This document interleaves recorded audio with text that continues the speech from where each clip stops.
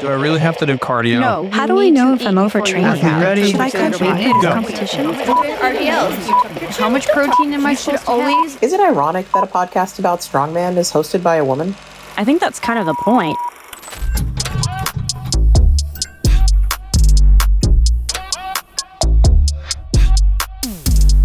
Welcome back to Lift and Load. My name's Christina Arthur, and I had no idea what Strongman was until this time last year. And I have a feeling for a lot of you listening, you might not as well. You might be like me, and you thought Strongman is just that sport that's got 400-pound dudes pulling a truck or lifting a rock. And that it's still a large portion of the sport, but it's not the entire thing. There's a part that I do, there's a part that my clients do now, and one thing that I've learned about Strongman since starting is its importance as a training tool and an ability to use implements that are very similar to what you use in real life in your gym setting. So to learn more about it and to give an idea for you guys at home what the heck this sport might be that I won't shut up about, I wanted to bring on Bobby Thompson, who is arguably one of the strongest men in the world, very well accredited in the sport, and also just a really cool guy. And he had a lot to say when it comes to not only should you be training strongmen, what the heck is it and who can it help? And so without further ado, it is time to lock in, lift heavy, load up. We're talking strongman with the strongman. Everybody, welcome back to Lift and Load. I am incredibly pumped to introduce our guest to you that, we've had a podcast for these past couple episodes where we've talked about this sport called strongman. So we thought it would be a good idea to have a strongman on it. And so with that, Bobby Thompson. Thanks, guys. Thank you for having me. It's good to be here. Bobby, you're a guy who doesn't tend to need introduction for people who are familiar with strength sports, but a lot of our listeners, and kind of the point behind Lift and Load was to bring people into the concept of strongman and also just introduce them to a different form of health and fitness. So people might not know you. Okay. Would you mind giving a little bit about your background? I know that's weird for you, probably. Your background, some of your various accomplishments in the sport. Wow. So my background, that's kind of a broad question. And as we get into coaching and training, my background's really not going to make a whole lot of sense. I've been involved with nutrition and fitness for the majority of my working life and most of my childhood. And that just kind of continuously developed. But none of the career paths that I really took, or even the education that I went and got outside of a personal training certificate, which really doesn't do terribly much for you, would indicate that I think the way I do, or maybe had thought about the sport the way I have. And when I first entered the sport, that was something I really was kind of looked down upon, but we can catch up on that.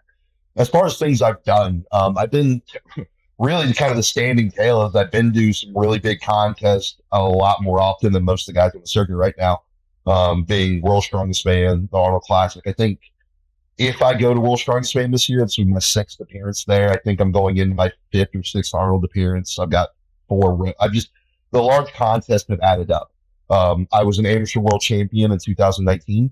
That is kind of what skyrocketed and pushed me kind of, okay, cool. Or I won't say skyrocketed, put me in position to skyrocket, so to speak.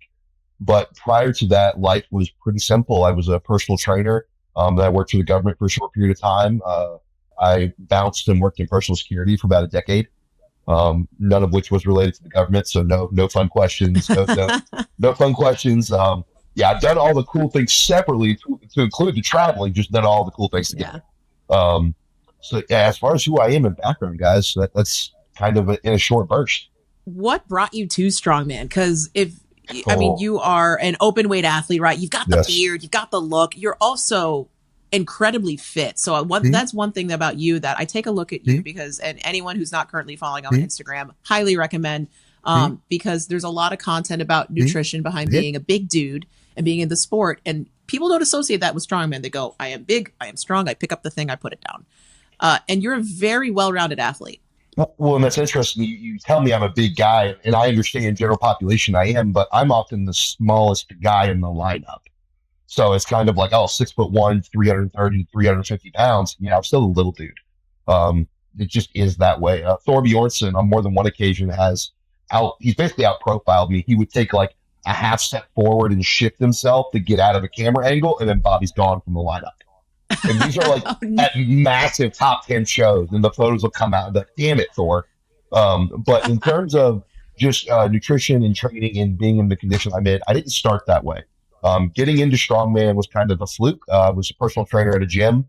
And at that point in time, I had been training to just be as strong and as big as I could, just out of my own want and will and desire. And I was like, okay. And I was probably about 4 or 5 years into that journey alone. And then a couple guys walked into the gym I was working at and asked me if I wanted to do a contest. And unfortunately, it's my gift, but it's also one of my most negative attributes is when I see something I want to do, I'm going to go do that thing. So I started buying equipment. And they started trying to look for equipment. That was kind of the different trade-off. I made things happen. And I walked into my first show. It was really small and I won. And it was kind of like, okay. But there was no, let's get bigger for strongman. I was already on the verge of 300 pounds, before going into strongman. And I was working in a gym. I was already training a lot. At that time, I wasn't in as good a shape because I just wanted to be big. I thought I knew what I was supposed to be doing. I was eating a can of chili in my truck because it had a lot of sodium and like 40 grams of protein and cost like 76 cents. Right? Yeah. So we have come a long way, Mike. Yeah, we have come a long way. Yeah. So this was like back in those days, and we're like punishment for throwing up your like third pound of red meat that day was you had to go eat a pizza. We were doing we were doing so many different things, but with what the nature of strongman was, that's what we thought we had to do. It was the era of a 440-pound Eddie Hall, who was 6'3", and then Thor Bjornsson at 460, Brian Shaw at 470, Jerry Pritchett at 4. I think Jerry got to 420, and Jerry's 6'3", 6'4". Like just beasts of human beings, yeah. Well, they were massive men with limited science actually involved, and that's kind of what it was. Like obviously, we had like strength conditioning coaches that have been doing strongman for a long time. But it was just always like, okay, go to the buffet, eat the ice cream, get the calories in. What's coming with doesn't so much matter. Not even necessarily prioritizing specific calories. Like sometimes you're just eating this ice cream because it is. And that was kind of what the entire sport was at the time. And that's what I was doing. And then I did that. And then luckily for solid genetics, I'm going to say I kept myself out of some health issues. And then I got up to about 375 pounds, and that was the lifestyle I was living. And there needed to be another way because my way wasn't going to last much longer. I had some health markers that were like, hey, man, like, knock on the devil. Yeah. You're not doing it. You just turned 30. And it's like, oh, okay. Like, let's wheel back some. And then that's when I enlisted the help from my nutritionist. And it's really been being able to kind of talk to him as a mentor and then learn under him and study the sciences that are in the direction that he's pointing. I've just kind of turned into a Rolodex of really neat tricks when it comes to weight loss that I never thought I was gonna have. At my lowest point, I got down to about 302. But I started from 275 and I did that in about 8 weeks. Holy shit. That's And that's a feat. Yeah, that was rough. I put on about 20 or 30 pounds now, and that goes up and down depending on what I want to do with my nutritionist. Right. So yeah, it's been a wild ride, and so I didn't start this way. This is very new. Even growing up, I was always the big, strong guy, but I was never the guy the big, strong guy. No, I was always the big, strong guy, but I was never the big, strong guy somebody looked at and said, I want to look like that. Fair. Like I want to do that, but I don't want to look like that. And it was okay. Like I was fine with it. It was okay, but definitely seeing the other side of the coin. That's been a neat journey. So last week we had on a nutritionist. We had Charisse, who was absolutely fantastic, and she's doing a couple different challenges for herself about how to eat healthy on the most extreme budget. And that's a lot of people find a barrier to entry. If forget strongman, forget competitions, just eating healthy, whether you're a dude trying to get big, but a healthy big, whether you're a woman that's trying to put on some muscle, it's hard. And it normally is associated with just being expensive and inaccessible for a lot of people. Well, what's expensive and inaccessible is for what people want to taste. Yes, that's it. I fired a client the other day, actually. I fired him on a second day, so it was very quick. We came on, we started working with nutrition, and I said, okay. And I was like, I'm going to tell you the one thing as soon as you wake up, and that's all I want you to eat. We were also working with some potential psychological issues with eating. It wasn't just about the eating the right thing for him. We had to reprogram his day. And we had a very upfront conversation. And I said, okay, I was like, I need 220 grams of Greek yogurt first thing in the morning, nothing else for 2 hours after. And just tell me how you feel. I'd really like something crunchy with it. fired him instantly. And I'm not normally that guy. There are very few things that can make me just say I'm walking away from you, but it comes to a point where you need to do this. What you have been doing and wanting has not worked, or you wouldn't be talking to me right now. But you're here to change, right? And it's also just frankly, will you do what I tell you to do? Like your own thoughts and concepts and what you want and what's crunchy and salty, it puts you where you are in that situation. And the moment somebody goes from I need to do this and it's intertraced with I want, it's like, okay, cool, we're done. It's over. Like this isn't the right fit. It's not the right fit because you don't get to make that argument until you've suffered a little bit. Now, don't get me wrong. If we're 2 weeks in and you're kicking ass and I'm dying, hey man, okay, let's fix this real quick. But it was just day two. It's the very beginning. So it's not inaccessible. It's incredibly accessible. The knowledge isn't always accessible. And unfortunately, the right thing isn't what we're being blasted with every day via the media and what's put in front of us. So I completely disagree with people saying eating healthy is inaccessible. No, it is. It's incredibly accessible. It's actually cheaper than you want it to be. Just the knowledge and the understanding and the reprogramming of what we've been told to eat is where things become difficult. I love that. That's so true. And you brought up something that's segues me to something I want to talk about anyways, is that you are an athlete and you're everything we talked about, but you're a coach. And that's the nature of, a lot of non-NFL, NBA sports in America, that athletes at the pro level still need to make a living. and oftentimes they'll go into coaching. And so I'm sure everybody and their mother reaches out to you, but how do you pick clients? Have you noticed, is it people of, again, because you're an open athlete, is it mostly guys that are, bigger guys that are like, hey, you're exactly what I'm trying to get at? Or do you get, weight class athletes? Do you get women? And if so, how do you sift through and pick, this is the athlete that I should work with? So I will do in-person and some one-on-one stuff with women, but generally as distance clients, I prefer not to work with women only because I'm really familiar with my body as a dude. And while every man's body is not the same, there are certainly certain lines I can generally follow and stay on. And I'm sorry, but if a woman comes to me and says, hey, I'm on my menstrual cycle, I bloated up 7 pounds this week and I feel like shit, I don't know what to say other than I'm sorry. Right? It's I don't know how that works. That's a good thing. Right? And that's exactly what it is. I'm I can't fix that. And all I know is how to drive you forward.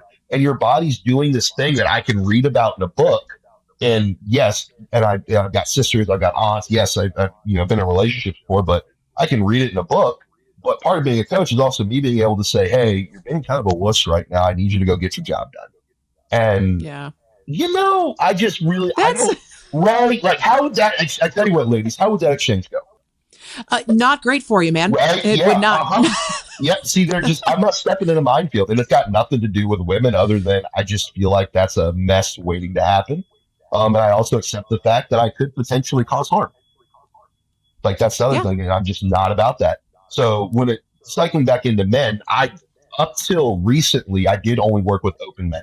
And then I briefly did a group style training program, and there had been a gentleman at my gym that was a lightweight that had, through a few people, had asked me to coach him. And I said, no, I don't coach guys that make weight cuts because I don't make weight cuts. Sorry, not my thing.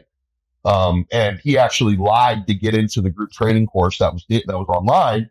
And then I'm looking at these guys. It's okay, you're a big guy. You're a big guy. Okay, cool. And then there's this little lightweight head, and it's the Verizon bars going down, and it's what? So after that, I took him on and had him for about a year and a half. That's my only lightweight. I have a 105 I'm working with now. But it's generally I appeal to the larger guys, or I appeal to guys that have general weight loss issues. Which that's always kind of a false advertisement situation because I can tell you the weight I've lost. I can tell you how fast I did it, but I was also able to allow every second of my day for 8 weeks straight. I don't know where this discipline came from. I don't know where it came from, but when I didn't go to work, I woke up, I worked with my clients from the kitchen table, the place I was renting. And I went to the gym and I spent an hour conditioning, and then I did my training, and then I went home and I ate and I slept perfectly. I did everything I could. I paid $5,000 to start working with my nutritionist. I invested in 8 weeks. I did a superhuman thing. So when somebody comes and they say, oh, hey, I saw this post you put up about your 8-week transformation. Hold up, guys. Like, hey, dad, father of 2 with a 9 to 5. It's not going to happen that way for you. You also have to look at, I went from 375 pounds to just over 300. That's a large chunk of weight. But if you look at the amount of weight that it is compared to my overall body weight at the time, it's significantly different than if a 275-pound man wants to drop 75 pounds. So I do take general weight loss clients, but I lose a lot of them because they expect that response. And it's just not going to happen for most people. Then again, I'm also very genetically gifted. I will say that, like, genetics have, in more than one ways, really helped me out. But in terms of my open men, I generally will take up to 8 competing athletes at once. I'll usually take 8 competing athletes at once, no more. Age, I really don't get concerned with. I have a master's athlete that is probably my most consistent guy. He's a master's type 2 diabetic, and he just throttle rockets every day. Like, he just endless amounts of horsepower, and he's a charge nurse too. Just endless amounts of horsepower. So I usually look for guys that are a little bit older. I do really well with law enforcement or first responders. I have a few guys that are in some government agencies that I tend to blend really well with that, just because my style of coaching, and then their life makes my life easy because it's almost always exactly the same, or it will be the same for 4 to 6 weeks. Yeah, and there's a lot of discipline in those fields too. I mean, that is a career path. Someone's already shown that they have the discipline. They understand, like, I've got a task, I've got something I need to do, I'm going to get there. And so that, I can see how that would lend itself well. So it's actually, I don't think it's necessarily the discipline, because there's plenty of people out there that don't do those jobs that have that level of discipline. Yes, you can say the majority of the population within those groups, but there are still plenty of out of shape people, more so than not, that have those jobs. So instead, I found that it's easy to map their chaos. I had one client that was he was deployed to the Middle East. At that time, we've been working together for about 12 months, and I think he was deployed for 8 of them in very sandy places. So when his chaos would ensue, it would be, hey, give me a week, I need to get where I'm going, and then you'll hear from me via email. Cool, no problem. I would hear from him. It would take us about a week to figure out food, training regimen, what's happening. Is there anything else we have to get ready for? And then we are smooth for the entirety of the deployment.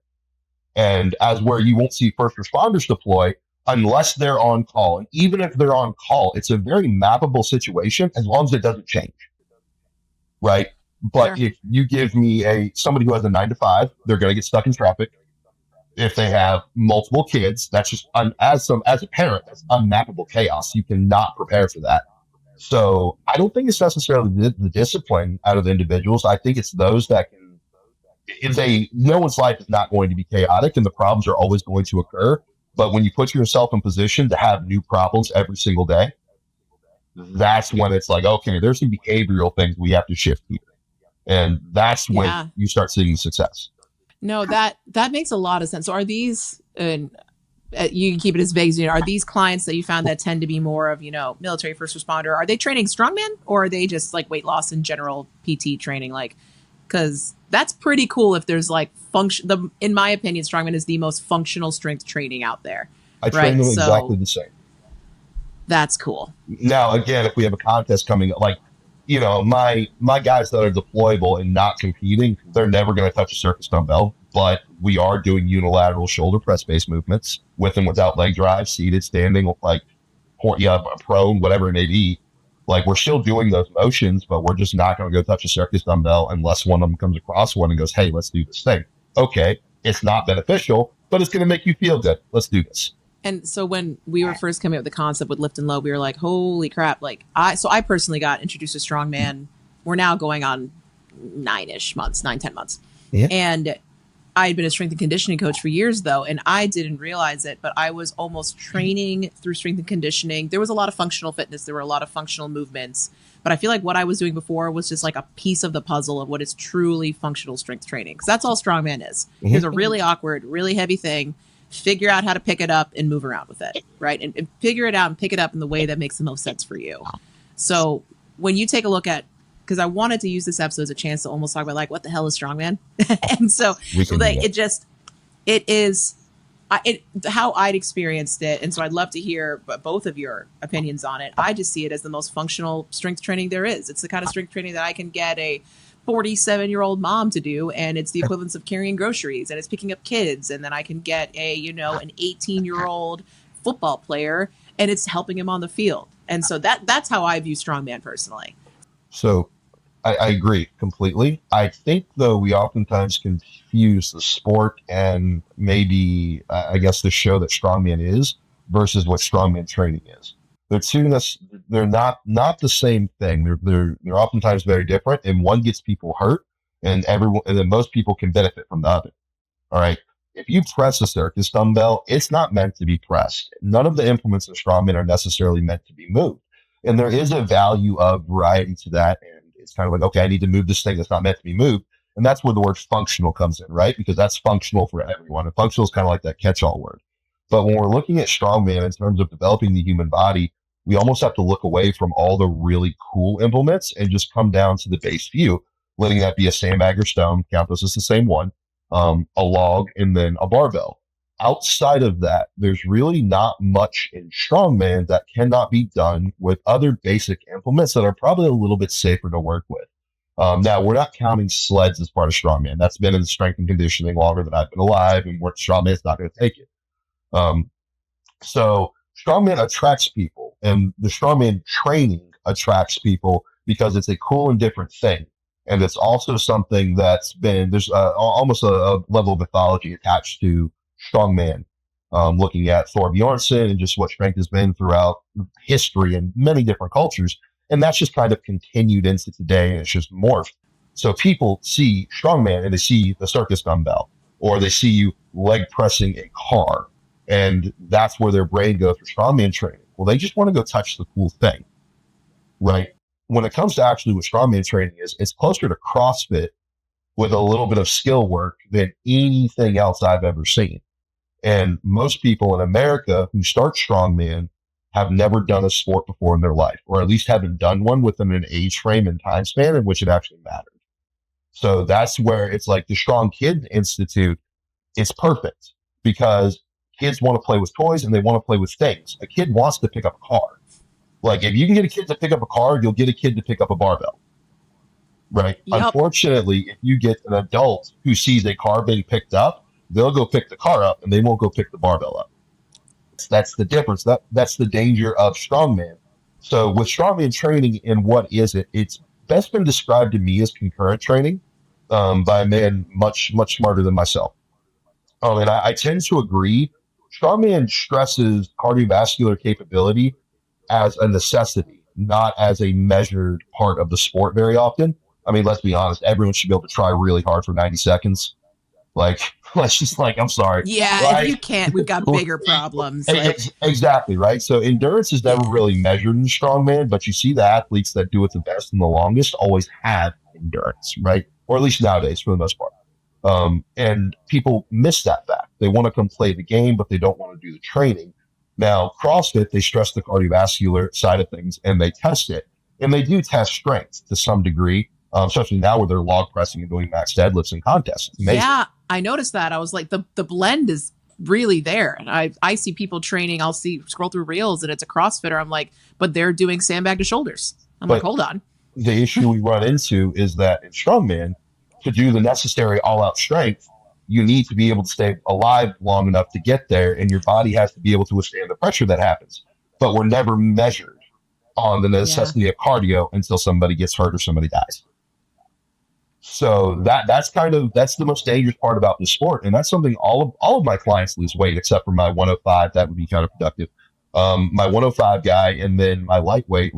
Aside from them, every other athlete I've worked with, we all lose weight, and I say we because I'm usually doing this well. And usually I see guys will either win or start PRing medley events, and then we PR deadlifts. And that's usually what happens when people begin to see greater and greater levels of athleticism. They tend to drift into that realm where obviously the cardio goes up. We start winning medleys, and then we become a better athlete. So we're in a better deadlift position.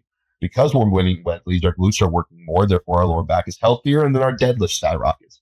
Well, great. Now I've developed your core, we're faster, and then we can go press. So that's usually how that scales down and then scales back up.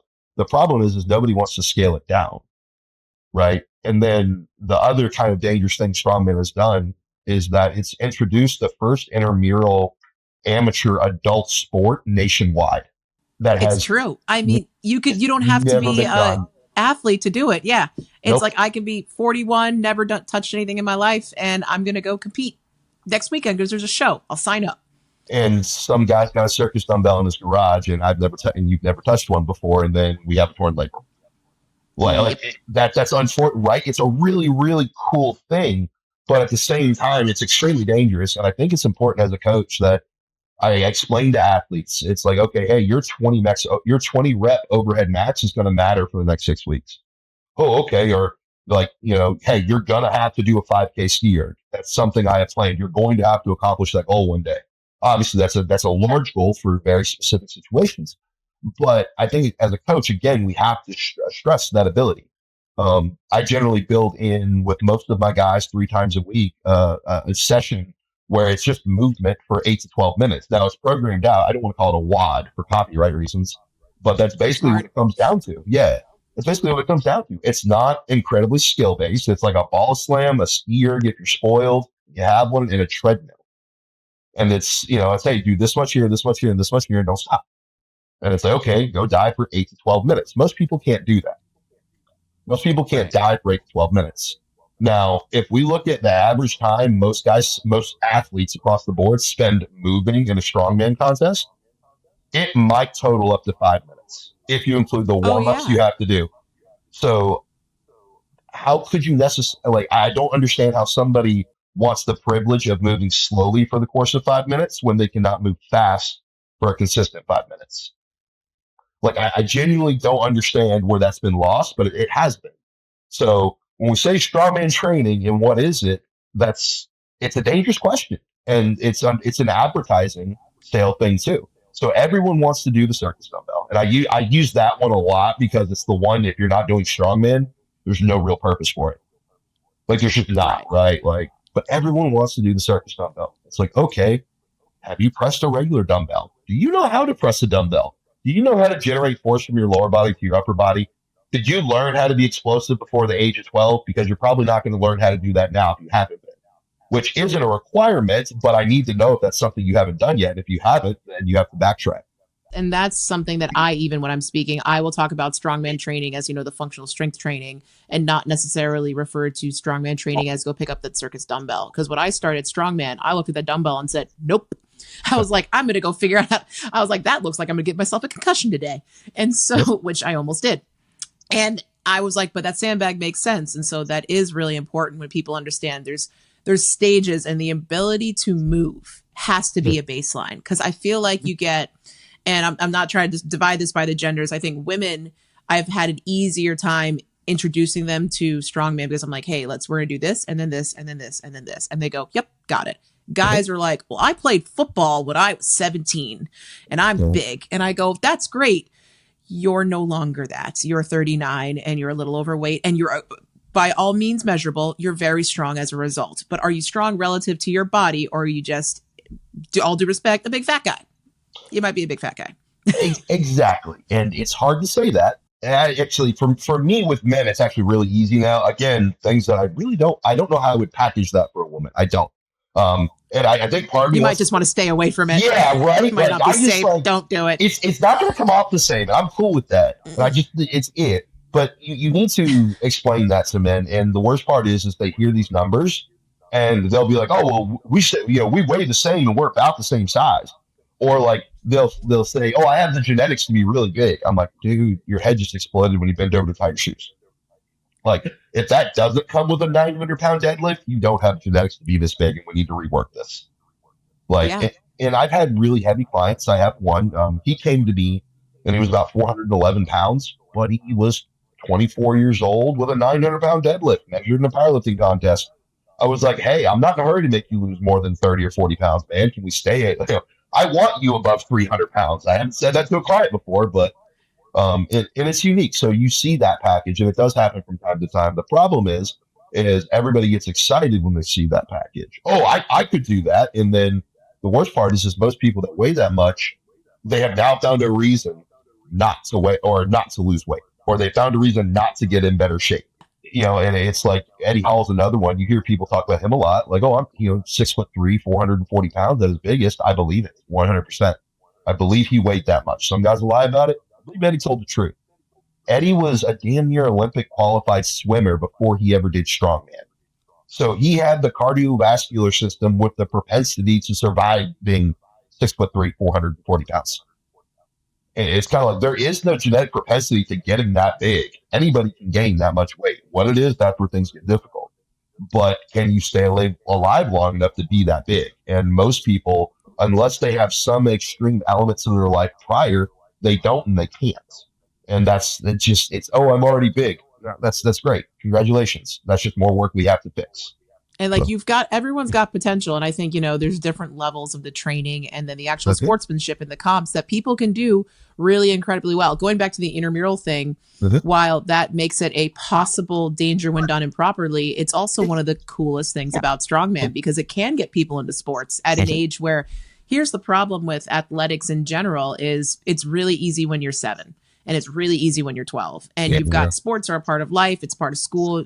We have recess. We have every kind of high school sport. And then college, it starts getting tricky because if you're not really good, unless you do intramurals in college, you're starting to get out of athletics. Well, then you graduate. And you hear this a lot with D1 athletes where their sport was their life. And then they graduate at 21, 22. And if you're not national team or an Olympian, you're done. And what do?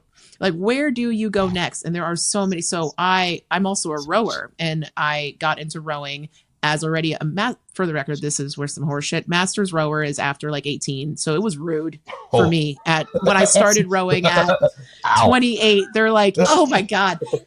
I started rowing at 28 and they're like, you're a master. And I was like, I'm a what? And so, but that was one great thing about US rowing. And then it gave the ability for people to find a sport later in life and get into it. There aren't a lot, like if you were, I'll use football again. If you were a football player, unless you're in a flag football league with your coworkers, like, and you could have been the greatest, you could have gone D1, you're retired after that unless you went pro. Yeah. And so strongman can be such an incredible, I mean, you've got everyone, let's take anyone from swimmers, you got rowers, you got any sport can lend itself to this. And you can have kids, you can go about your life, take the pause for work that so many people need, and you can find something. And that is so valuable. And people need to take that with all the optimism and encouragement, but also know the other side, right? Of, hey, don't go wreck yourself by doing like yeeting a car that you should not be doing. Like go leg press. Go leg press first. Go do it first. And that is, we're starting to see now an actual, calling yourself a strongman coach is kind of like I say I make people stronger and faster. That's generally what I tell people. It's like, that's my specialty. That's what I do. I'm pretty good at that part. And the reason being is that if you say you're a strongman coach, what does that mean? Like, there are a lot of people out there calling themselves strongman coaches, and it's like, I don't want to be associated with these humans. Like, some of these people who have never played sports before that came and did a strongman contest and, had the heaviest deadlift in the group, and now they spent some money on equipment, and it's, oh, I'm a coach. So it's kind of like, now we're starting to see a higher influence in who is coaching, who is doing what. We're starting to see some, higher end sports leagues. I know there's a couple guys that have been affiliated with the NFL that are looking in and have helped some of the higher end guys in our sport now. And then we have some actual strength and conditioning coaches that are competing at my level that are coaching like I am. And so we're starting to see knowledge kind of inserted and forced in. But right now it's kind of the wild, wild west. And when we look at, it's the intramural sports system. I agree. It's giving people access. It's wonderful. And I don't want it to stop.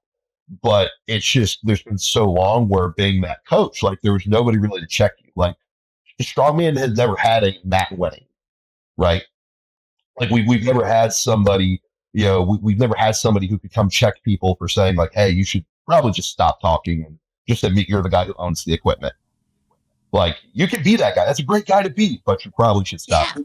And now with like the Strongman Institute coming to be a thing as well, and that pushing forward, we are seeing guys and coaches step in that maybe weren't as braggadocious, maybe weren't as loud from various different aspects of the sport that are actually inserting knowledge. And it's not like, hey, my yoke is slow. I need to I need to work on my yoke time. I guarantee you somebody's going to say drag a sled behind yourself while you're pulling the yoke to make yourself faster. It's like, okay, well, no. Like, we actually have people now who can assess the issue at hand. So I'm really excited to see where it goes now. I feel like it's been kind of a bumpy road up to this point. Yeah, there have been a lot of, I think, attempts to bring it in a direction that, and Strongman Institute's a great example. You just came on as a coach in it, and it's because it puts community first, not a guy in a room with some equipment saying, let's do Strongman together. It's here are the people, here are the needs, and let's bring legitimate knowledge into it and allow it to grow organically. And that's been one really thing that I think the Strongman community has been missing legitimately. That's been fun to watch. I mean, a perfect example I was in, and for those of you that don't know, I know we've chatted about it a little bit. Strongman Institute is first and foremost a community. It has merch, but the Discord itself, where the people are, they'll post things like technique review. And I love this because one of the people that I brought into Strongman, that I was her strength and conditioning coach on the rowing side, I brought her into Strongman because she's never been an athlete really in her life. Mom, kids are out of the house, mid 40s. And arguably not a person you'd look at her, and she's I think 5'2", and she's not who you think would be doing strongman. And she posted her doing a yoke carry, and she's picked up a yoke only a couple times, and now she's getting ready for a novice comp. And you, Bobby, you came in and you gave her some really great advice. You were like, "Hey, your legs look wobbly. Let's do some single leg work. Let's do some accessory work, because as great as it is that you're lifting the yoke and there's some potential there, here's how you get the fundamental skills to make it better." And it was a space where a person had and not only you jumped in, a physical therapist, and a lightweight strongman. He does both, jumped in. We had another 80 kg lightweight strongman coach come in, and a person who had no exposure to the community, brand new to strongman, brand new to really sports, period, got some really high level knowledge. And I was just sitting back there just like with fire emojis, so happy about it. I was like, this is just so cool. And that's what it's about, right?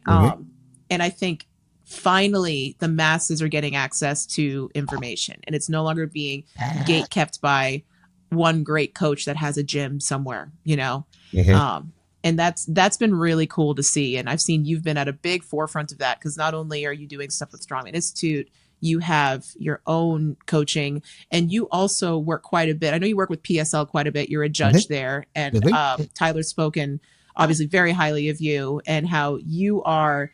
I think what did he call you? I think he called you like the big brother of any of those comps. And he said you're very involved with the athletes, and those are people that are there to compete, and you're more than just a judge. With those guys, I don't want to say it comes back to money, but strongman's a broke sport, and it just is. Like, there's money to be made. Like, not getting into finances, but myself and a couple guys, we do pretty well for what we're doing. Like, this is solid. And with something like PSL, where we're paying weight class athletes, like that's a new kind of thing. And when you're the athlete who somebody gets to show up and make a mistake and it costs you thousands of dollars, like I have lost a lot of money to judges. And when they make these mistakes, they take it personally. When you go up and it's like, WTF, man, like, cool, I'm glad you got paid already, homie, but I'm still working for my check. Like, you gonna at least, oh, well, we'll just be okay. I'm like, no. So I apologize to the guys. I bring them in close. If I see something that I know is going to be a problem, I'll discuss it with them and say, hey, nobody needs to lose money over this. I try not to say words that have like F and T that follow each other up, because they sound a lot alike. And 5 in time being the last 5 seconds you're going, and the T in time. And well, I've lost the things like that. Like I've had people in the crowd, they'll do something in a celebratory fashion. It sounds like a whistle. And they don't do it on purpose, but then I stopped. Yeah. That happened to me at Brian's show at the SMO one year. Like, and I stopped and looked at my side judge. I'm like, was that a whistle? He goes, I didn't blow it. And I didn't lose that event, but it affected my performance. And when you've had these things happen on grand scale, and you've had everything go wrong, and you've been that guy. So that's the conversation I have with all of them. It's like, hey, we're all dudes. We're playing for money. If you win this show, you might make $500 after you pay for all the expenses it took for you to get here. Like, I get it. It matters. If I screw up, come talk to me. It won't be personal until you guys make it personal, and then we'll talk about it after the show. But once you lay down that groundwork and the athletes know you give a damn, Like, you take the failures personally. Like, when that stuff happens, they get off your back and they just go be themselves. And then when you do screw up, they're not mad at you for it. Like, and that, out of all the wonderful things I've experienced through my years of strongman and the people I've gotten to meet, I've never had a judge walk up and shake my hand and go, Bobby, I screwed up. I'm sorry. I shouldn't have done that. My apologies. Like, and it's not going to get, like, we're not going to get any money back. It's not going to change that part of it. But I've never had a judge do that. And it sucks because the guys that have judged me have been the best in the world, or the best of all time. Like, I've sat in front of some really important dudes who have jacked up and just kind of shrugged their shoulders, or, well, it's a really hard job. And I'm like, yeah, I know it is. And all you gotta do is say, I'm sorry. It goes a long way. Right. Like, it really does. It does. And sorry for the tangent and the rant, but no, man, this is a show for tangents and rants. This is literally all I do is rant about stuff. Now, everything that I do for my clients, I have seen done in some variation by a mentor. And then I usually expand it to my own liking and mold it to the situation. But generally, when a client comes to an individual and they say, my task at hand is X, I want to accomplish it, the individual will begin to form the equation of what they need to do as a coach to make that thing happen. Well, that's great, except for they don't know the guy's wife has therapy 3 days a week, or, his kids have to go to school. All these little things happen.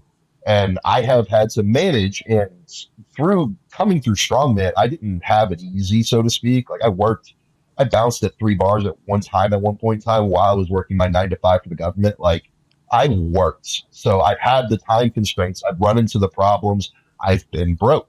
So I've seen, and I've had to make all those, and I had a kid at a young age. So I've had to balance not being in a relationship with my kid's mom, seeing my kid. How does that schedule play out? How do you wake up and do you eat? And unfortunately, most coaches or fitness professionals don't work that stuff in. They don't have the conversations, or they don't recommend that the individual go see another specialist. I've had a number of athletes who I've said, hey, I need you to see this specialist while we're doing this before we go to contest. And a lot of coaches won't do that out of fear that it makes them sound incapable, as if they can't. Or if, like, in strongman, when you're working with older guys, TRT clinics, like, that's a huge thing.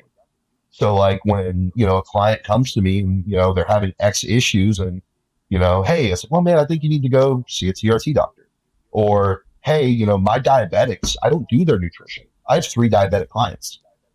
I do not do their nutrition. I've had to outsource that to somebody else to do.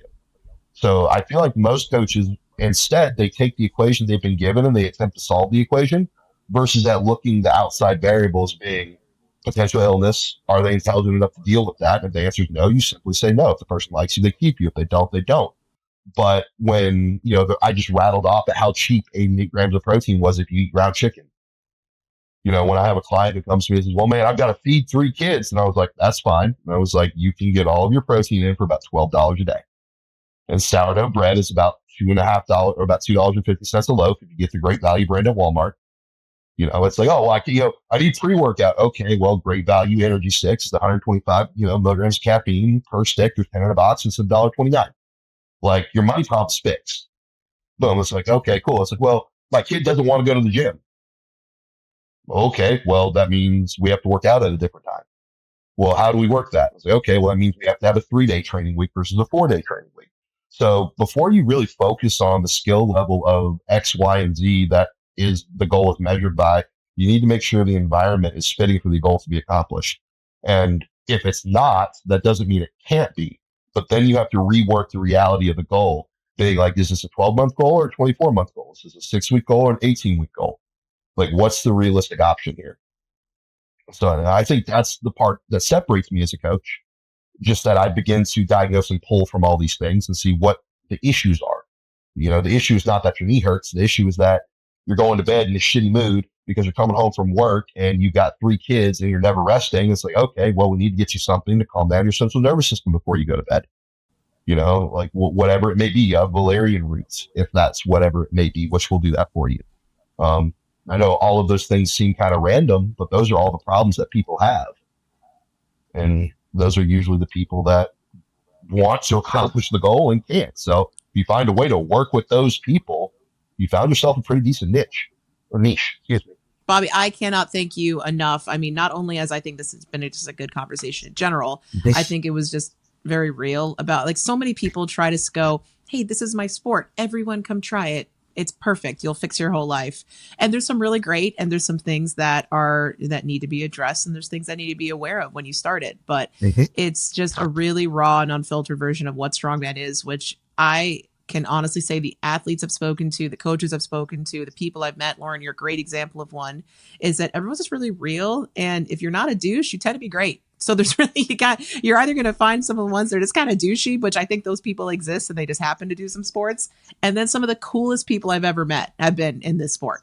You're very much one of them. I appreciate that. And it just, guys at my level, we can't be douches. And it's funny because the Arnold, if you don't know who Jan Todd is, give her a Google. I will not say her age because I like Jan and things you don't do, but she moves a little slower now. Every time she'll have a cane with her if she does, but she was the first essentially famous international female powerlifter. And she's one of the head organizers of the Arnold Classic. So this, I dare I say, God, Jan's gonna be pissed. This little old woman that shuffles around with a clipboard in her, she's going to kill you.